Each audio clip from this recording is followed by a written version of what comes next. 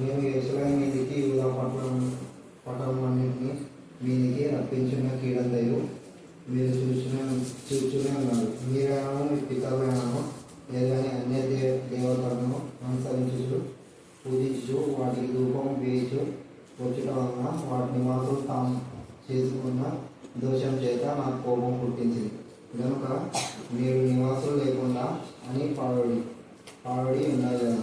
మరియు నేను పెద్దల కళ లేచి ప్రవక్త అయిన నా సేవకులందరినీ మీ వద్దకు పంపుచు నాకు అసహ్యమైన ఈ హేయ కార్యమును మీరు చేయకుండి అని నేను చెప్పుచూ వచ్చిందని వారు ఆలకింపకపోయేది. అన్య దేవతలను దుఃఖానం చేత మాడకపోయేది. తమ దుర్మార్గతను విడవకపోయేది. చెవి ఎవరపోయేది.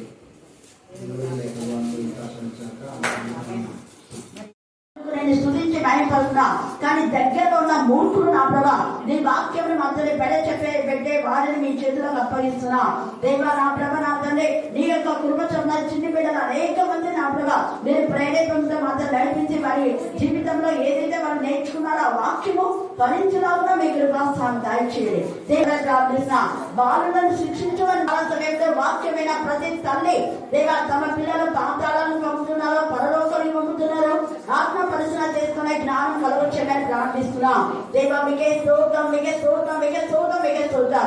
కరుణా పీఠంలో వచ్చుచున్న వారిని వెళ్ళుచున్న వారికి మీ సన్నిధిగాన్ని తోడుగా ఉంచి మీ ఆత్మ దూత నా ప్రభ మీ సన్నిధి దూత నా ప్రభ మీరు తోడుగా ఉంచుతున్నారు. మేము స్తుతిస్తున్నాం. దేవా మీకే స్తోత్రం, మీకే స్తోత్రం, మీకే స్తోత్రం, మీకే స్తోత్రం, మీకే స్తోత్రం. చదువుకున్న లేఖన అవసరం మీరు పరిపరిచేయమని దేవా ఈ దినముందు ప్రవీణ్ యొక్క కుమార్తె జాయ్ పుట్టినరోజు తండ్రి అచ్చిని బిడ్డలు జ్ఞానమేందు వయస్సు దేవుని దైదు మనుషులు దైదు పెంపకంలో మీ కృపాస్థానం దయచేసి తండ్రి ప్రవీణ్ శ్రీలేఖ మీ జ్ఞానాత్మత మరి నింపండి తండ్రి. దేవా మరి తల్లిదండ్రులు కూడా వారి పిల్లలు ఆశీర్వాదం మా తండ్రి తండ్రి కుమారత ఏకదేవి అచ్చిని బిడ్డలు మీరు దయచేయండి. అచ్చిని బిడ్డ జ్ఞానమేందు వయస్సు దేవుని దైదు మనుషులు పెంపకంలో మీ కృపాస్థానం దయచమని ప్రార్థిస్తున్నామయ్యా. మీకే స్తోత్రం దేవా, మీకే వందనాలు స్తుతులు స్తోత్రం చెల్లించుకోవచ్చు. మధ్యాహ్నం వేళ నీకు మహిమకరంగా జరిగించుకున్నారు.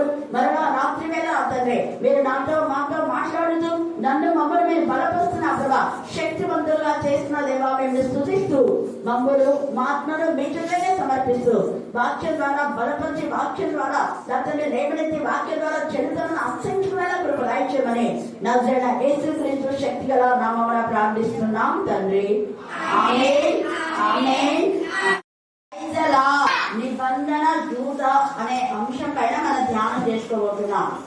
ఏంటి నిబంధన దూత అంటే తండ్రి అయిన దేవుడే ఆత్మ ప్రత్యక్షం ద్వారా ఆది కాండంలో నుంచి తన దూతలను పంపుతుంటాడు. నా సన్నిధి దూత మీకు తోడుగా ఉండుగాక అన్నాడు. చాలా మంది ప్రవక్తలతో ఇలా చెప్పాడు. నా సన్నిధి దూత అంటే యెహోవా దేవుడి యొక్క సన్నిధి దూత. మనం ఆది కాండము 12వ అధ్యాయం ఇందాక పాప చెప్పింది 1వ వచనం చదవండి. 12:1 యెహోవా నీవు లేచి నీ దేశం నుండి నీ బంధువుల యొద్ద నుండి నీ తండ్రి ఇంటి నుండి బయలుదేరి నేను నీకు చూపించు దేశంలోకి వెళ్ళుమని ఇక్కడ యెహోవా వాక్కు ప్రత్యక్షమై దేవుడే అబ్రహాముకు ప్రత్యక్షమై అక్కడ చెప్తున్నాడు. ఇంకా కొన్ని చోట్ల దేవుని యొక్క దూతలు లేదా దేవుడే మానవాకారంలో వచ్చి అబ్రహాంతో మాట్లాడతారు. 18వ అధ్యాయము ఆది కాండము 18వ అధ్యాయము 6వ వచనం చదవండి. అబ్రహాము గుడారంలో ఉన్న శారా యుద్ధకు త్వరగా వెళ్ళి నీవు త్వరపడి ఇంకా చాలా ఉంది అక్కడ 3 మానికల మెత్తని పిండి తీసుకొని చెయ్యన్నాడు. ఎందుకు త్వరపడమన్నాడు అక్కడ అంటే అక్కడ 18వ వచనం చదవండి. అతడు కన్నులెత్తి చూచినప్పుడు ముగ్గురు మనుషులు అనేది అన్నదం చేసుకోండి. కన్నులెత్తి చూసినప్పుడు ముగ్గురు మనుషులు యాక్చువల్ గా వాళ్ళ తండ్రి కుమార పరిశుద్ధాత్మలే. తండ్రి కుమార పరిశుద్ధాత్మలో మానవ ఆకారంలో అబ్రహాము దగ్గరికి వచ్చి మాట్లాడుతున్నాడు. ఇది దర్శన రూపకంగా కాదు, ముఖా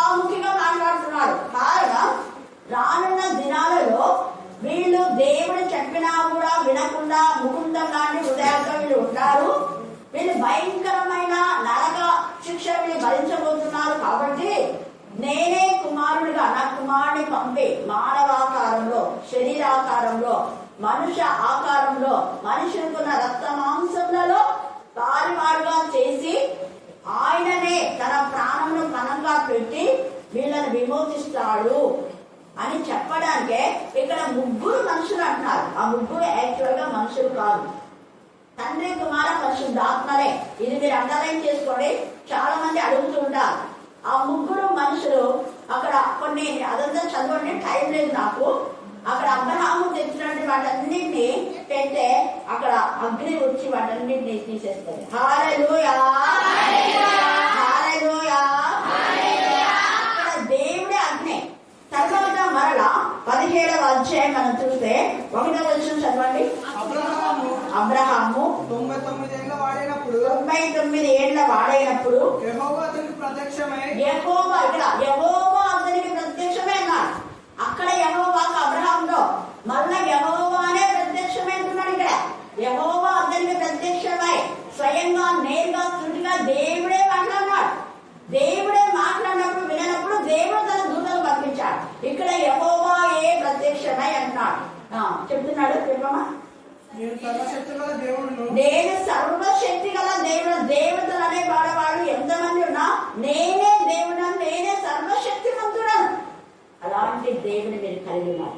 సర్వశక్తిమంతుడు అయిన దేవుడు శక్తి లోపల కూడా వాక్యాలు ప్రకటించారు. తప్పుడు వాక్యాలు చెప్పారు. నేను చాలా సార్లు ఇద్దరు వాక్యాలు చెప్తుందా వింటుంటా. కొన్ని కలిపి చెప్పే బోధలు ఉంటాయి. అందుకని తప్పుడు వాక్యాలు చెప్పే, వాక్యాలు వినే వాళ్ళు ఎలాగ ఉంటారంటే తప్పుడుగానే మాట్లాడతారు, సరి చేస్తారు. వాళ్ళ ఇంట్లో వాళ్ళ బతుకులే సరిగా ఉండవు, వాళ్ళ ఇంట్లో ఎవరికి రక్షణ ఉండదు, కానీ మాటలు మాత్రం ఎక్కువ. ఎవరు ఇలాగా తప్పుడు మాటలు మాట్లాడేది అంటే వాళ్ళ యొక్క ఇంట్లో వాళ్ళు సరిగా దేవుని మందిరానికి వెళ్ళరు, వాక్యం చదవరు, ప్రార్థన చెయ్యరు. ఇలాంటి నేచర్ ఉన్న వాళ్ళే దేవుని వాక్యములకు విరోధంగా మాట్లాడుతుంది. ఇంత గట్టిగా నా వాక్యం పెట్టేది, ఇంత గట్టిగా నా పాటలు పాడేది అంటే వాళ్ళు దేవునికి విరోధం. వాళ్లకు వాక్యం చేయరు. కానీ కొంతమంది అన్యులు వాక్యం విని దేవుని సన్నిధికి వస్తున్నారు. హల్లెలూయా. 2 రోజులు సరిగా వాక్యం వినపడకపోతే ఎంత మంది నాకు కాల్ చేశారు, ఏమకా వాక్యం వినపడకుండా, ఏమకా వాక్యం వినపడకుండా. 2 రోజులే. ఎందుకు? వాళ్ళకి ఆసక్తి ఉంది. మన అక్కలు కూడా ఫోన్ చేశారు, కానీ ఫోన్ చేసే టైంలో కూడా వాళ్ళు వచ్చి వాక్యం ఉదయా షేము వీళ్ళందరూ కూడా చెప్పాను. నాకు నేను పైకి పోయి వింటుంటాం. అక్కడ జాన్సన్ లక్ష్మి చెప్పింది. తర్వాత ఇంతకుముందు నేను ఒకసారి వెళ్ళినప్పుడు కోటకొండ డాక్టర్ వాళ్ళ కొడుకు కూడా చెప్పింది. ఇప్పుడు ఉన్నారో లేదో నాకు తెలీదు, దాదాపు 20 సంవత్సరాల క్రితం. అది మేము డాక్టర్ సర్టిఫికేట్ కావాలని టీచర్స్కు మెడికల్ సర్టిఫికేట్ ఒకటి ఇస్తారు. ఆ సర్టిఫికేట్ కోసం పోతే అప్పుడు వాళ్ళ చెల్లెలు మా క్లాస్మేట్ శోభ వారిలో ఉంది. నేను క్యాజువల్ గా శోభ బ్రదర్ అని అంటే వెంటనే చెప్పి, లేదు నీ మెసేజ్ మేము పెట్టి ఉంటాము, అప్పుడు కూడా చెల్లి చెప్పేది అన్నారు. రేపు తనతో 7-8 చదివినా నేను ఇక్కడ. హల్లెలూయా, హల్లెలూయా. అంటే సగమే అనుకోండి, 6 చదివినా 7 అయిపోయి 8కి వస్తేనే వెళ్ళిపోయినా. 6 సగము 6 సగంలో ఇక్కడికి వచ్చినాను. తర్వాత 7 అయిపోయింది, 7వ తరగతి చెప్పుడే. తర్వాత మిగతా 8లో వెళ్ళిపోయాను. ఎందుకు నేను ఈ మాట చెప్తున్నా, అన్యులలో దేవుడి భయం ఉంది. కానీ కొంతమంది దేవుడి పిల్లలు అంటారు, పవన్ శాస్త్రాలు చెప్తున్నారు, క్రైస్తవులు అంటారు, కానీ ముసుగులో ఉంటారు. వాళ్ళు నిజంగా దేవుడి వాక్యం అంటే వాళ్ళకు ఇష్టం. వాళ్ళకి ఏ వాక్యం ఇష్టము అంటే వాళ్ళ తప్పును సమర్థించే వాక్యాలు ఇష్టం, తప్పును ఎత్తిపడేది ఇష్టం. ఈ ఇర్మియా కూడా దేవుని చేత పంపబడినటువంటి దూత, దేవుని చేత పంపబడిన వార్తాహరుడు. దూత అంటే వార్తాహరుడు, యెహోవా దూత. యెహోవా దూత చాలా సార్లు మాట్లాడుతూ ఉంటాయి. ప్రవక్తల ద్వారా దేవుడు మాట్లాడుతున్నాడు, ఇక్కడ స్వయాన మాట్లాడుతున్నాడు దేవుడు. అయితే కొంతమంది విన్నారు, కొందరు విన్నారు. విన్న వారిని బహుగా ఆశీర్వదించాడు. అబ్రహాము విన్నాడు, ఆశీర్వదించమన్నాడు. అబ్రహాముతో పాటు సహవాసం చేసిన వారు కూడా ఆశీర్వదించమన్నారు. అదే నాతో పాటు వచ్చిన చిన్నారి కూడా బ్లెస్సింగ్స్ కొట్టుకుంటుంది. హల్లెలూయా. ఎక్కడే కాదు, నాతో పాటు ఎవరు వచ్చినా నాకు ఇచ్చిన బ్లెస్సింగ్స్ దేవుడు వాళ్ళకు కూడా ఇస్తాడు. ఎందుకు? అబ్రహాముతో ఉన్నంత వరకు లోతు ఆశీర్వదించమన్నాడు. అబ్రహాంకు వేరే తండ్రి ఏమైనా పోయినాయి. లోకంతో సహవాసం చేస్తే దేవుడు వాళ్ళకు వైరి, దేవుడు వాళ్ళకు విరోధం ఇద్దాకనే పిల్లలు చక్కగా వాక్యం చెప్పారు. లోక స్నేహము దేవుడితో ఏంటది? వైరం. చెప్పండి అందరు, లోక స్నేహము దేవుడితో వైరము. దేవుడే నీకు విరోధం అవుతాడు, జాగ్రత్త. లోకం మాట వింటున్నావా? లోకులతో సహవాసం చేస్తున్నావా? నీకు బాగా సినిమాలు సీరియల్స్ వినబడాలని వాక్యం చిన్నగా చెప్పాలంట. వాక్యం పెద్దగా చెప్పకూడదు, ముచ్చట్లు పెట్టుకోవాలా. వాక్యం చిన్నగా చెప్పాలా. ఏం వాక్యం గుసగుసలు ఆడాలా ఏమన్నా? అది ఎవరు చేస్తాడు? గుసగుసలు ఆడేదంటే అపవాది. అపవాది తన మనసులో ఉంటుంది. నీ మనసులో అనుకోవడం తెలియదు అనుకున్నావా? దేవుడికి మధ్యాహ్నం విన్నాం కదా మనం. పరిచయుడు మనసులో అనుకున్నాడు ఏమని? ఈమె పాపాత్మురాలు కదా, ఈమె గురించి ఎందుకు ఏసైకి తెలియలేదు అన్నాడు. ఏసైని భోజనాన్ని పిలిచినాడు. మనం కూడా ప్రైజ్లాడక్క అంటారు, వెనకాల గోతులు అవుతుంటారు. ఆ గోతులు మనం వాళ్ళే పడతారు. ఎవరు పడారు? వాళ్ళు పడడానికే గోతులు అవుతుంటారు. ఇక్కడ పరిచయుడు అలాగే అన్నాడు. భోజనానికి పిలిచి ఏసైకు పాదంలో కడుక్కోవడానికి నీళ్ళు ఇవ్వలేదు. తర్వాత తలకు నూనె రాయాలి. అప్పుడు యూదుల ఆచారం నీళ్లు కాళ్ళు కడుక్కోవడానికి ఇచ్చి తలకు నూనె రాయాలి. అందుకే మీకు అప్పుడప్పుడు తలకు నూనె రాస్తుంటాను నేను కదా. హల్లెలూయా, హల్లెలూయా. ఇక్కడ ఏసై గద్దించేస్తాడు. నువ్వు ఆమెను అనుకుంటున్నావు పాపాత్మురాలని. ఆమె కాదు, నువ్వే పాపాత్ముడు. నువ్వు నన్ను భోజనానికి పిలిచినంత మాత్రం నువ్వు పరిశుద్ధం అనుకుంటున్నావా? నీ హృదయం సరిగా లేదు. నువ్వు వాక్యం చేస్తున్నావు, ప్రార్థన చేస్తున్నావు, పాడుతున్నావు. నీ బ్రతుకు సరిగా లేదు, నీ హృదయం సరిగా లేదు. నీ హృదయం అంతా వేరే వాళ్ళని లాక్కున్నావా? వేరే వాళ్ళకు సమయం ఇవ్వకుండా నీకే సమయం ఇవ్వాలి. అంత సమయం నీకే రావాలి అనుకుంటున్నా. అలాంటి వాళ్ళు దేవుడి విరోధి. హల్లెలూయా, హల్లెలూయా. అలాంటి వారికి దేవుడు విరోధిగా ఉంటాడంటున్నాడు. ఇక్కడ ఆశీర్వాదాలు ఉండవు. దేవుని ఆశీర్వాదాల కోసం ఎంత దూరం నుంచైనా వస్తారు. అక్కమక్క వాళ్ళు అంటారు. హల్లెలూయా. మనం ఇప్పుడే అనుకున్నాం కదా, వాక్యం ఇప్పుడే నెరవేర్చబడింది. ఇప్పుడే ఇంత తొందరగా దేవుని వాక్యం శక్తివంతమైంది. అనేకులు అన్యులు 2 రోజులు వాక్యం వినకపోతే మాకు వాక్యం వినాలి, ఆ బంకు మాదేవి వాళ్ళందరూ అన్నారు. ఇప్పుడు అంత దూరం నుంచి బస్ స్టాండ్ అక్కడి నుంచి వచ్చింది అక్క వాళ్ళ బిడ్డను తీసుకొని. ఎందుకు? వాక్యం ఏమైనా తోసుకొస్తుంది, వాక్యం ప్రజరిస్తుంది. అందుకనే వీళ్ళతో లేచి దేవుడు మాట్లాడుతున్నా కూడా విన్నాడు అబ్రహాము. వినడు వాళ్ళంతా కూడా దేవుని విరోధులు అయిపోయినాడు. ఇక్కడ ఇర్మియాలో అదే చెప్తున్నాడు. ఇంకా చాలా ఉంది. తండ్రి కుమార పరిశుద్ధాత్మలు అనే దానికి నిదర్శనాలు. 22:13 చదవండి. ఆదికాండం 22:13. తిత్వము ఏకత్వమైన దేవుడు. అబ్రహాము కన్నులెత్తి చూడగా పొదలో కొమ్ములు తగులుకొన్న ఒక పొట్టేలు ఏసేనే. తండ్రి అయిన దేవుడే తన కుమారుని అక్కడ వధిస్తూ ఉన్నాడు. వదగొర్రగా మార్చాడు. ఆదికాండం 3లో వధించబడినాడు యేసయ్య. ఇక్కడ కూడా తన యొక్క ప్రాణాలను పెడుతున్నాడు. ఎందుకు? మనం క్షేమంగా ఉండాలి. ఇస్సాకును బ్రతికించు నిమిత్తం. ఇస్సాకు విధేయుడు కాబట్టి ఇస్సాకును బ్రతికించాడు. ఇస్సాకు విరోధంగా ఉంటే అయిపోయింది. లోతు యొక్క భార్య దేవునికి విరోధంగా లోకాశంతో ఉంది. అందుకనే ఏమైపోయింది? ఉప్పుస్థలం అయిపోయింది. ఆమె బతుకులు అర్ధాంతరంగా పాడైపోయింది. తన పిల్లలు కూడా కూర్చొని అంతవరకు బాగా పెంచింది. తర్వాత వాడు పాపం చేయడానికి కారకురాలైంది చెప్పాలనుకుంటే. ఈ రాత్రి కాల సమయంలో ఒక తల్లిగా నువ్వు ఎలా ఉన్నావు? ఎస్ఏ గ్రంథంలో కూడా జరేషు అనేటటువంటి హామాన్ భార్య ఉంది. ఎంత నీచమైన ఆలోచన ఇస్తుంది. నువ్వు అలాగా నీ భర్తకు నీ ఇంట్లో వాళ్ళకు నీచమైన ఆలోచనలు వీలు చేయడానికి ప్రేరేపింపచేస్తున్నారేమో. చూడండి, ఎస్ఏలు 5వ అధ్యాయం 13-14 చదవండి. ఎస్ఏలు 5. అయితే యూదుడైన మొర్దెకై రాజు గుమ్మమున కూర్చుని ఉండుట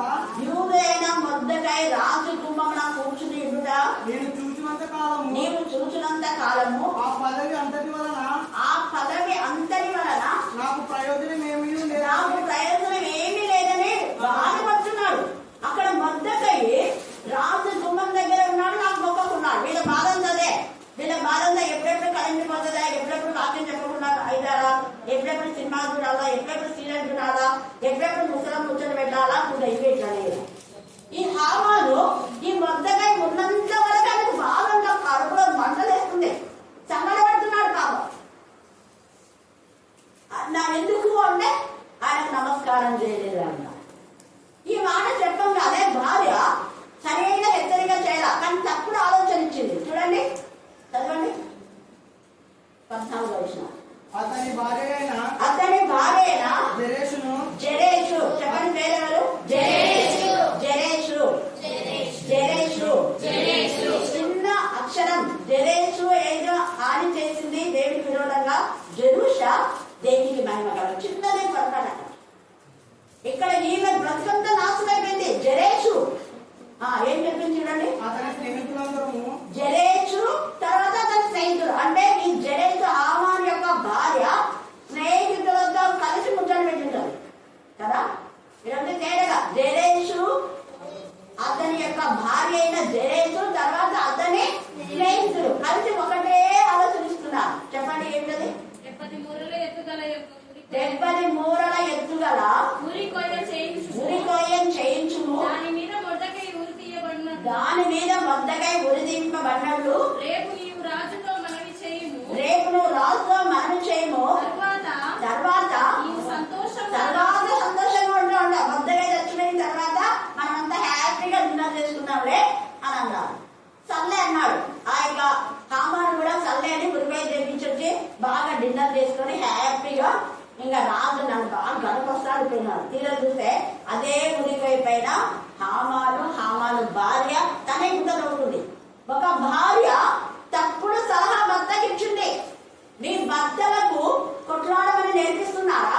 మీ భర్తలకు తప్పుడు సలహాలు ఇస్తున్నారా? మీ భర్తలు తాగుడుకు అలవాటు అవుతున్నారంటే నీ ప్రవర్తన సరిగా ఉంటే నీ భర్త ఎందుకు అవుతాడు?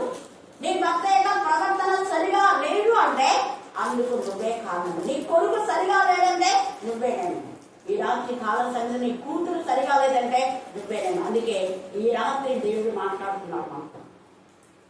ఇక్కడ జెరెషు తన కుటుంబంలో తన వంశంలో నాశనం చేసేసుకుంది. ఇతరులకు కీడు చేయాలని మాట్లాడింది. తప్పుడు ఆలోచన. పోయేదేమో వాక్యం వినడానికి పోతారు, మాట్లాడేదేమో అనవసరమైన మాటలు. అందుకనే శిక్ష. ఎందుకు మీ ఇంట్లో వాళ్లకు అలాగ అవుతుంది శిక్ష అంటే నువ్వు మాట్లాడే మాటలు నేను జెరెషు యొక్క తప్పుడు ఆలోచన ఆయన హామాను యొక్క కొడుకులు, హామాను యొక్క పిల్లలు, భార్య, స్నేహితులు అందరూ ఉరి తీర్చబడినారు. అంటే వాళ్ళు ఉరిపోయే వాళ్ళే తెస్తున్నారు. కాదు ఎందుకు? దేవుని మాట వినను. మొర్దెకై దేవుని ప్రతినిధి, దేవుని చేత ఏర్పరచబడిన వాడు, దేవుని చేత ఏర్పరచబడిన వాళ్ళ గురించి లోపల మీరు మాట్లాడుతున్నారు. మొర్దెకై తెలియని విషయం, మొర్దెకైకి తెలియకుండా సీక్రెట్ గా వీళ్ళు లోపల చేసే క్రీస్తులో వాళ్ళే పడగొట్టేస్తున్నారు. దేవుడు అంత గొప్ప దేవుడు మన దేవుడు. తండ్రి, కుమార, పరిశుద్ధ ఆత్మ, రోషం గల దేవుడు. హల్లెలూయా, హల్లెలూయా, హల్లెలూయా. అందుకే ఈ రాత్రి మనం జ్ఞాపకంతో దేవుడి యొక్క మాట అంటే నిర్లక్ష్యం చేయొద్దు. ఇర్మియా ఎంత ఇదిగా దేవుడి మాట మాట్లాడుతున్నాడు. అలాగే 22 కూడా మీరు చదువుకోవడం టైం లేదు.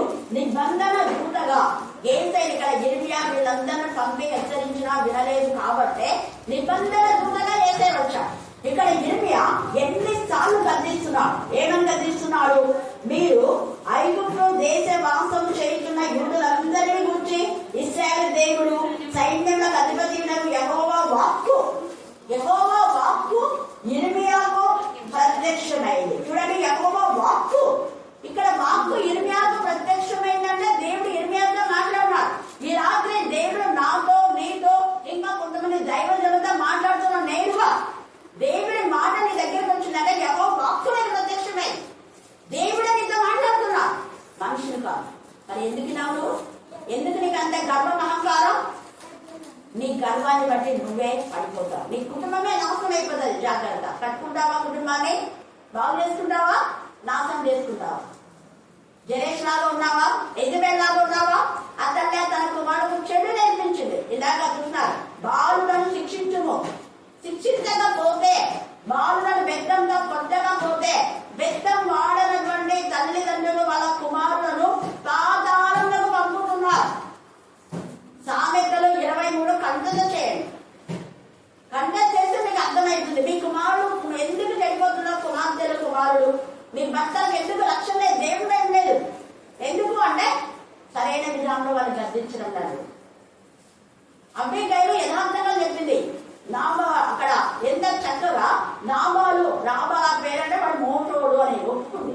వాడు మోటోడు, వాడికి సరిగా నిన్ను గౌరవించలేదు. అయ్యాడు దావీదు రాస్తాడు సాష్టాంగ పడి వాడు మోటోడు, వాని మాట పట్టించుకోడు, క్షమించు.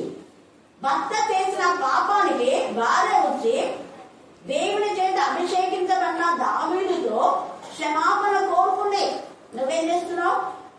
ఇంకా గొడవ పెట్టుకుంటున్నావా? నీ భర్తకు రెచ్చగొట్టి భార్యను రెచ్చగొట్టి. భర్త వాడు మోటుడు, వాడికి ఇంకింత జ్ఞానం లేదు. దైవజనులు ఎలా మాట్లాడడం మనకి తెలియదు, వాడికి ట్రీట్మెంట్ లేదు. నేను చేసినటువంటి ఆయన పొందిన నావాలు కీడు చేయాలనుకున్నాడు. వాక్యంలో ఉంది, మేలు చేసిన వాళ్ళకి కీడు చేస్తే నీ ఇంటిలో నుంచి నువ్వు సత్య వరకు కీడిపోతున్నా ఉంటలేదు. అది నేను చెప్పేది వాక్యం ఉంది. సామెతలు చదువుకోండి. మేలు చేసిన వాళ్లకు మేలు చేయకపోతే కీడు చేస్తే కీడు ఎప్పటి నీ ఇంట్లో నుంచి పోవాలి. ఇక్కడ యిర్మీయాకు అలాగనే కీడు చేశాడు సిద్కియా. వాళ్ళ ఇంట్లో నుంచి కీడు పోలే. కుమారుడు చచ్చారు, సిద్కియా అనే కళ్ళు తీసుకుని పడేసినాడు. భక్తంతో చెరసాల జీవితం. దేవుని పిల్లలకు హాని చేస్తున్నావా? దేవుడి పంపాడు వాళ్ళకు.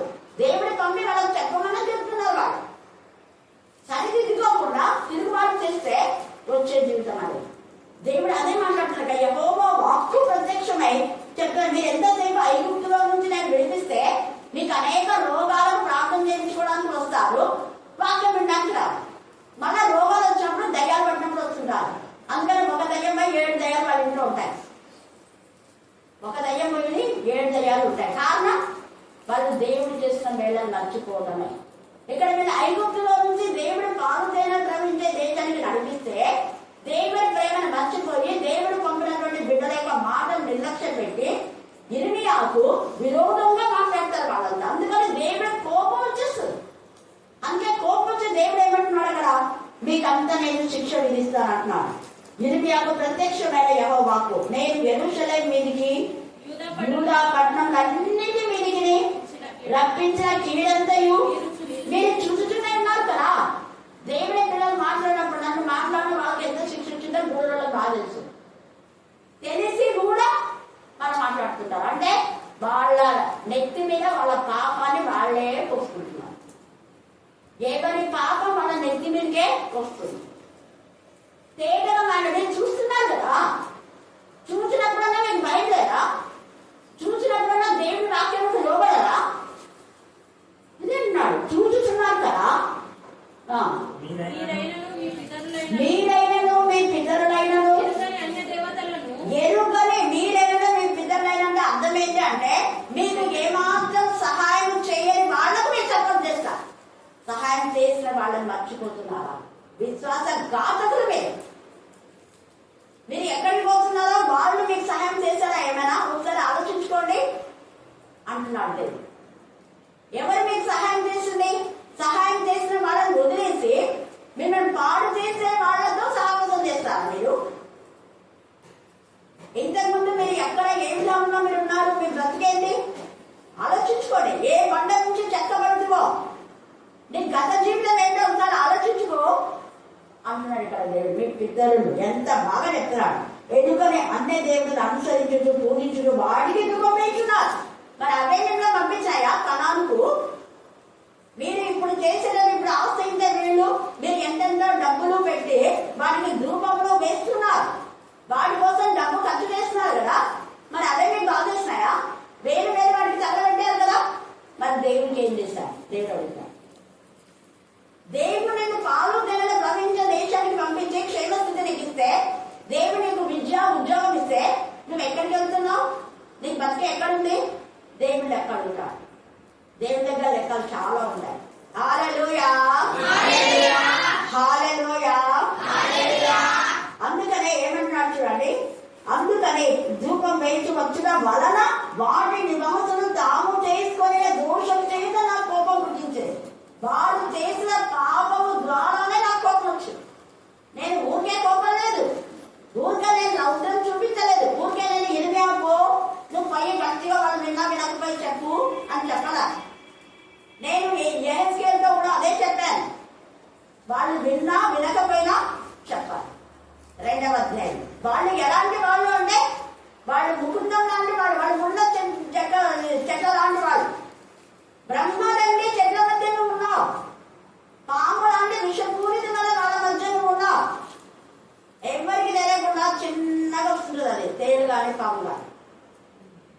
ఆయన తల చిదగొట్టేది మనకు తెలియకుండా వచ్చి అబ్రహాం తెలియకుండా వచ్చి అబ్రహాం మోసగించింది, తల చిదగొట్టాడు, పొట్టతో నడుచుంది.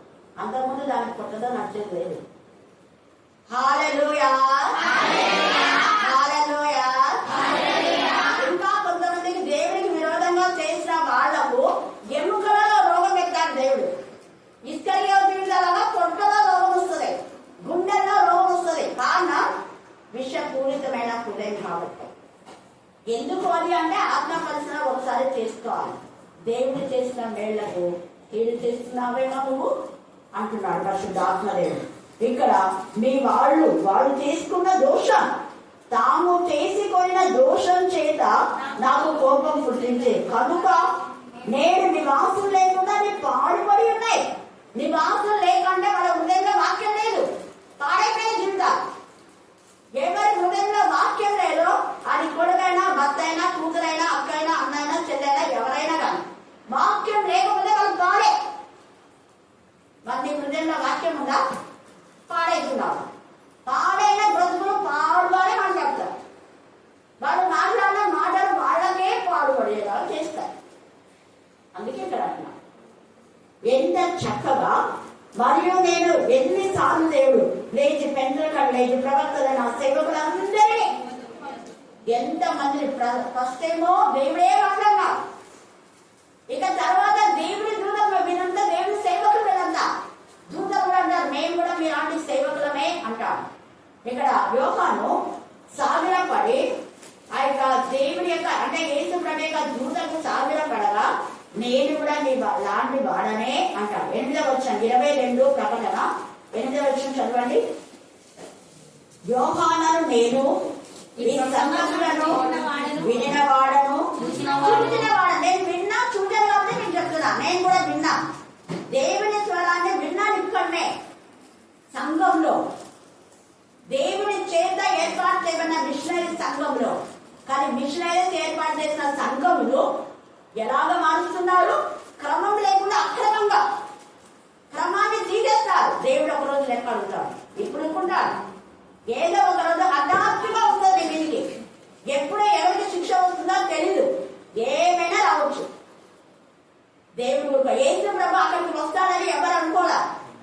అంతవరకు జయనాదం చేసినటువంటి ప్రజలు దేవుడితో చేస్తే సంతోషంతో ఏసై ఉండాలి. కానీ ఆయన సంతోషం అంతా బాధగా మారిపోయింది. దేవుని మందిరాన్ని చూసి నా తండ్రి మందిరాన్ని నేను దొంగలుగా మారుస్తున్నారా అని ఊరుకోలేదు. కొరడా తీసుకున్నాడు. ఎక్కడ కొరడా తీసుకోవాలా అక్కడ కొరడా తీసుకుంటే ఏసయ్య.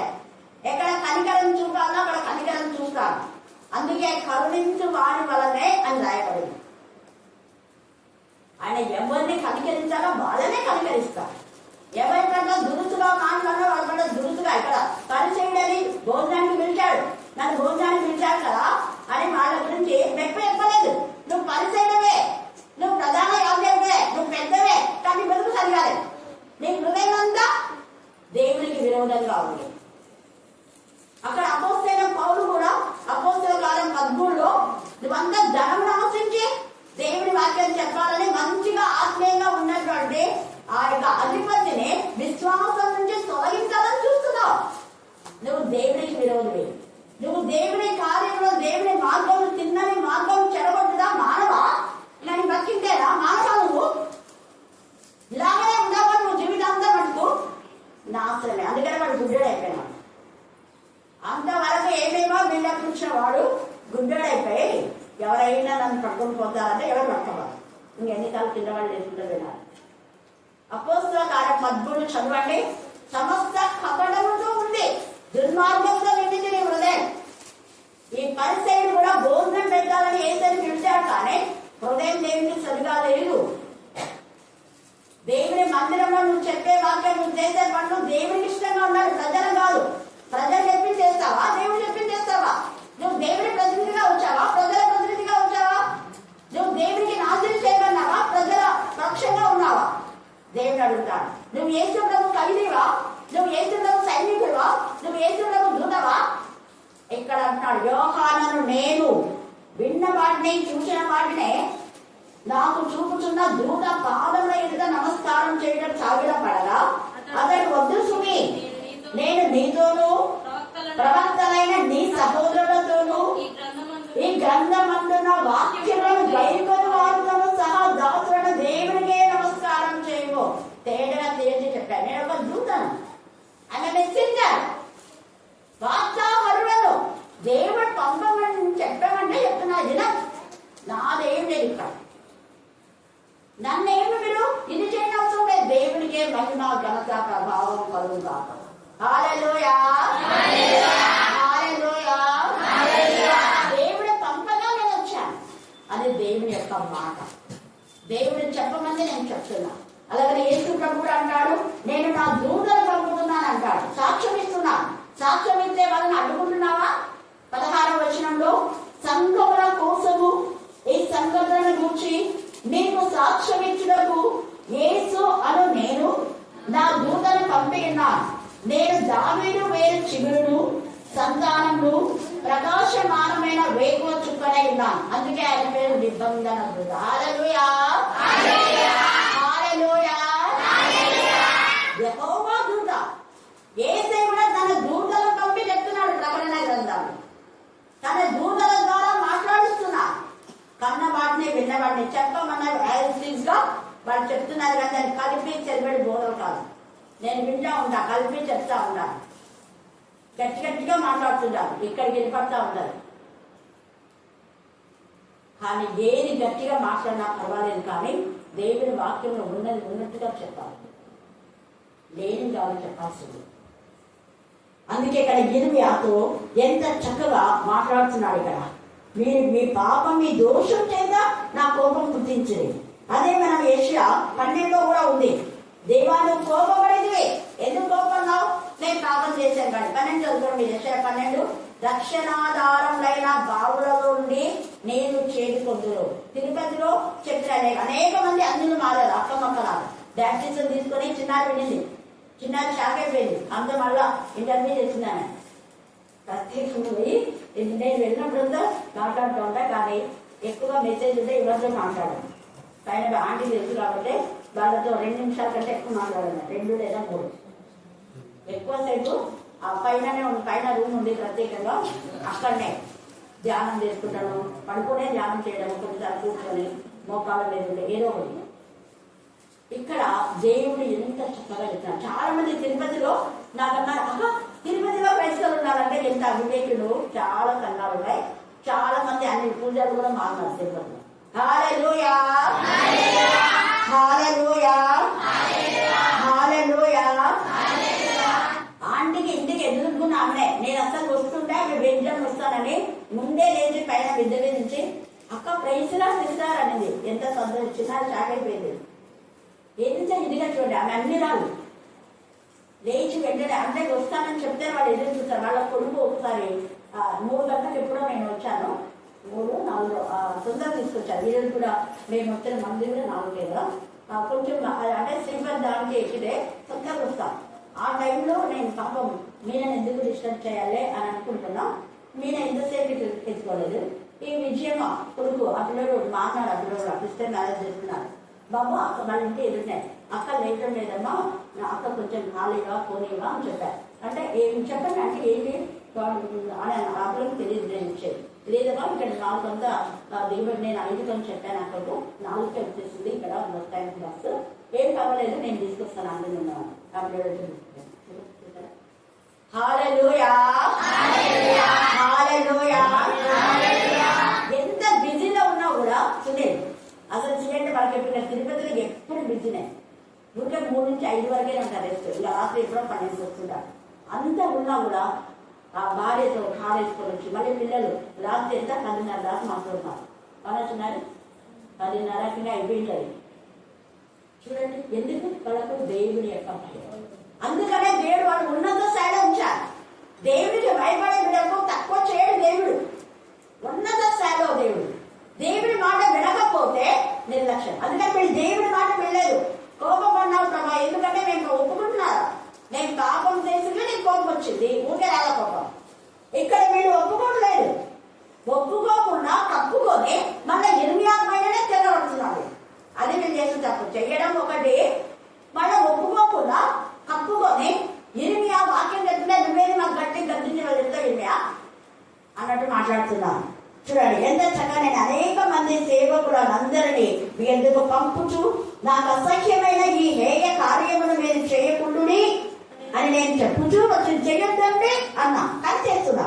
వారు ఆలకింపకపోయి, ఇక్కడ కూడా వీధిలో ఎవరు ఆలకింపకపోతే వాళ్ళకు వీళ్ళకతే పడుతుంది. జాగ్రత్త. నేను చెప్తాను, మీరు నన్ను ఏం చేసుకుంటా ఏం పర్వాలా, నేను కూడా చావడానికైనా తింటాను. హల్లెలూయా, హల్లెలూయా. నా వెనకాల మీరు ఎన్ని గోళ్ళు ఉంటే ఆ గోళ్ళు మీరే పడతారు, నాకేం పర్వాలేదు, కానీ చెప్పమన్నది నేను చెప్పాలి. అందుకే ఇక్కడ అంటున్నాడు చూడండి ఎంత చక్కగా, హేయ కార్యములు మీరు చేయకుండా అని నేను చెప్పుతూ వచ్చింది, కానీ వాడు ఆలకింపకపోయి అన్నే దేవతలకు ధూపం వేయను. ధూపం వేయకపోయినా నీ హృదయంలోనే విగ్రహం ఉండేది. తమ దుర్మార్గతను విడవకపోయి, వాళ్ళు విడవలేదు, వాళ్ళ పిల్లలు విడవలేదు. తల్లిదండ్రులు దుర్మార్గంలో ఉన్నారు, పిల్లలు దుర్మార్గంలో ఉన్నారు. చూడండి, విడవకపోయి, చెవి ఇవ్వకపోయేది. కావున నా ఉగ్రతయు నా కోపంలో కుమ్మరింపబడి యూదా పట్టణంలోను యెరూషలేము వీధులలోనూ రగులుకొనెను. వీధుల్లో రగులుకుంటే వీధులు పాడైపోతాయి. జాగ్రత్త. అందుకే కనుక నేడున్నట్లుగా అవి పాడై ఎడారి. మీ ఇల్లు ఎందుకు ఎడారిలాగా ఉన్నాయి? మీ ఇంట్లో ఎందుకు సంతోషం లేదు? మీ ఇంట్లో ఉన్న వాళ్ళకి ఎందుకు మార్పు లేదు? దేవుని మహిమ ఉందా? ఒకసారి ఆలోచించు. ఈ రాత్రి కాల సమయమందు నీవు, నీ భర్త, నీ పిల్లలు దేవుడికి భయపడుతున్నారా? లోపడుతున్నారా? అక్రమైన మార్గంలో ఉన్నారా? ఉంటే ఆ శిక్ష నీకు ఇంకా ఎక్కువ అవుతుంది. నువ్వు చెప్పలేదు కాబట్టి. నీకు తెలుసు, వాక్యం తెలిసి చెప్పకపోతే నిన్నే దేవుడు శిక్షాగుడుగా చేస్తాడు. కాబట్టి తప్పును తప్పుగా వాళ్ళు చెప్తారు. దేవుడు ఈ లేఖన భాగాన్ని దీవించి ఆశీర్వదించుగాక. ఆమేన్, ఆమేన్, ఆమేన్. ఈ రాత్రి కాల సమయంలో ఎంతో దూరం నుంచి రాత్రి వేళ మన మధ్యకు వచ్చిన అక్కమ్మక్క మన ప్రార్థన నడిపిస్తాం.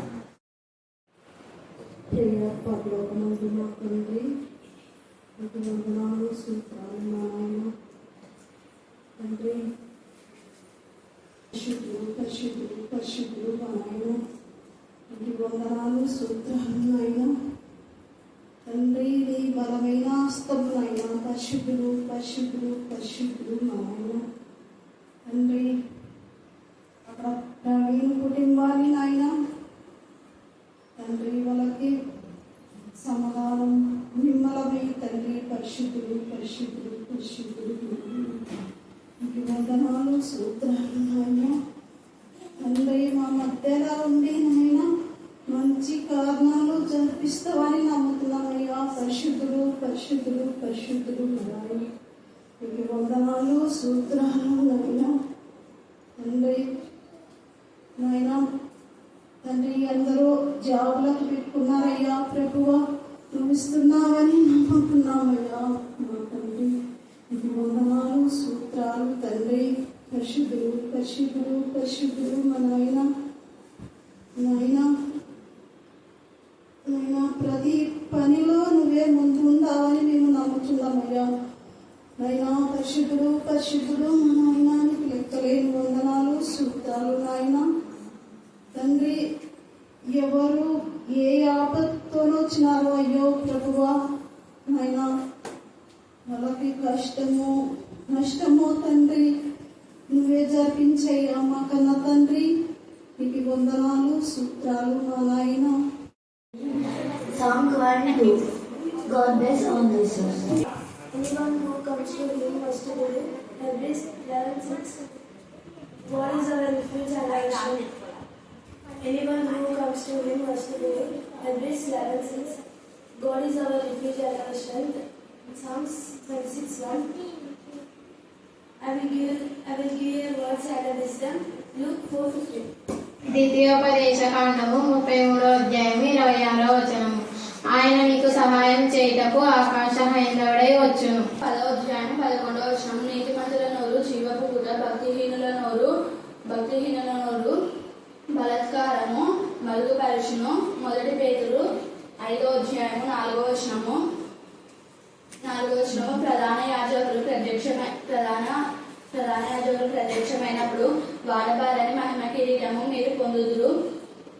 1 పేతురు 5వ అధ్యాయము 8వ వచనము. నిబ్బరమైన బుద్ధి గల వారై మెలకువగా ఉండుడి. మీ విరోధి అయిన ప్రవాది గర్జించు సింహం వలె ఎవరిని మింగునా అని వెలుగుచూ తిరుగుచుండెను. 17వ అధ్యాయం 17వ వచనం. నిజమైన స్నేహితులు విలువగా ప్రేమించును, దుర్దశలు వాడు సహోదరునిగా నుండును. Jesus had 16:31. 12వ అధ్యాయం 22వ వచనము. అబద్ధమాడు పెదవులు యెహోవాకు హేయములు, సత్యవార్తనలు ఆయనకు ఇష్టము. 1వ అధ్యాయము 9వ వచనము. నీవు నడుచు మార్గంలో అంతటిలో నీకు తోడై ఉండును యెహోవా.